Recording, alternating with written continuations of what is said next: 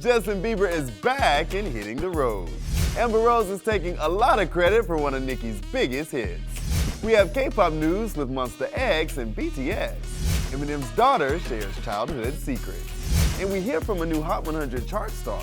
Hey, what's up? It's Tetris, and these are your top stories for Wednesday, July 20th.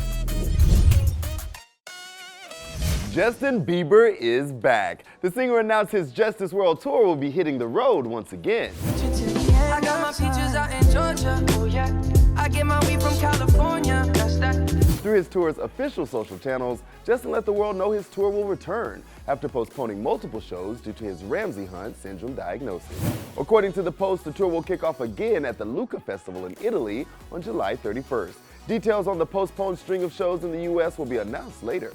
Justin revealed in a video in early June that he was diagnosed with Ramsay Hunt, a condition that caused facial paralysis and hearing loss for the pop star. So there's full paralysis in this side of my face. He was unable to perform and postponed all his appearances in much of June and July, affecting 14 shows scheduled in Toronto, Washington, D.C., New York, Boston, and more. We're glad to see Justin is healthy again and excited to see him on tour. To stay up to date on the rescheduled U.S. dates, keep it logged to Billboard.com. I put Nicki on Monster. You could just stop there. First things first, I'll eat your brains. Then I'ma start rocking gold teeth and fangs. Do we have Amber Rose to thank for this iconic Nicki verse? Pull up in a monster automobile gangster with a bad bitch that came from Sri Lanka. Well, according to Kanye's ex, it was her idea for Nicki Minaj to appear on Ye's 2010 hit Monster. I had Nicki pull up to the studio and I put her on Monster.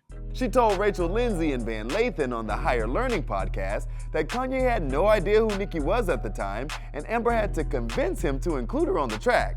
I saw her in the studio, and I said, oh my God, this bitch is talented as hell.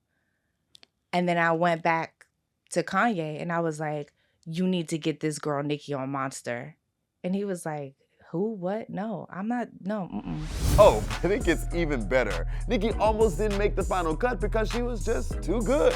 He's like, how the did you bring in a that killed me on my own song? In today's K-pop roundup, Monsta X is pairing up with the Kid Laroi, and BTS are ambassadors again.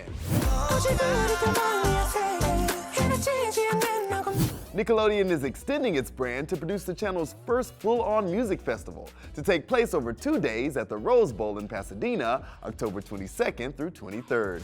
They grabbed massive headliners with the Kid Laroi and Monsta X, as well as supporting acts including 24 Karat Golden and Joshua Bassett. Never would told you I changed, even when I knew I never could. BTS were officially announced as the ambassadors for the World Expo 2030 in Busan, Korea.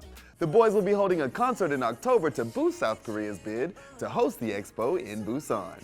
RM said in a statement, "We are honored. BTS will do our best to support in bringing the World Expo 2030 to Busan. We will also make extra efforts to not only support the nation's bid, but also promote the beautiful nature and culture of the Republic of Korea worldwide.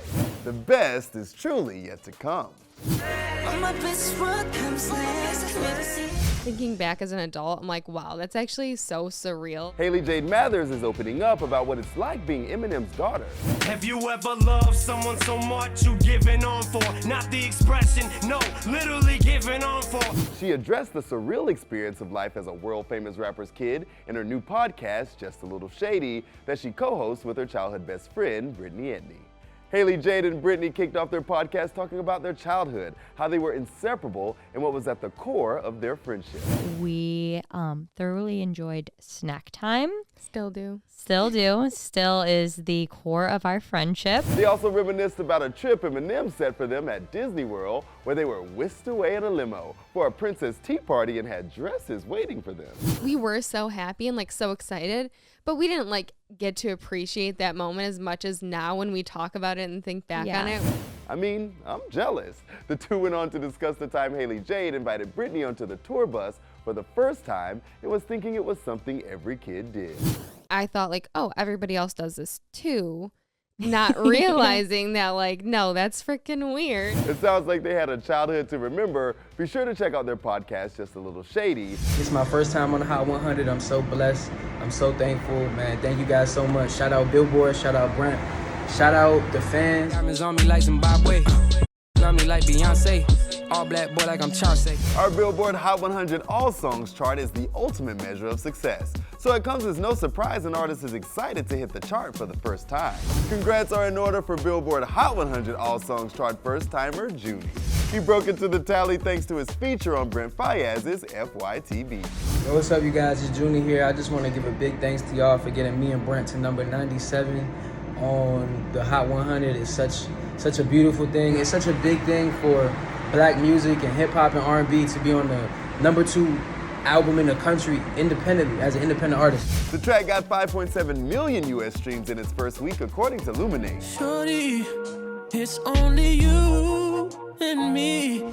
Yo, Junie, this is just the beginning. But that's a wrap for today. Make sure you head over to Billboard.com for all the latest updates. Running it down for you always, I'm Tetris Kelly for Billboard News.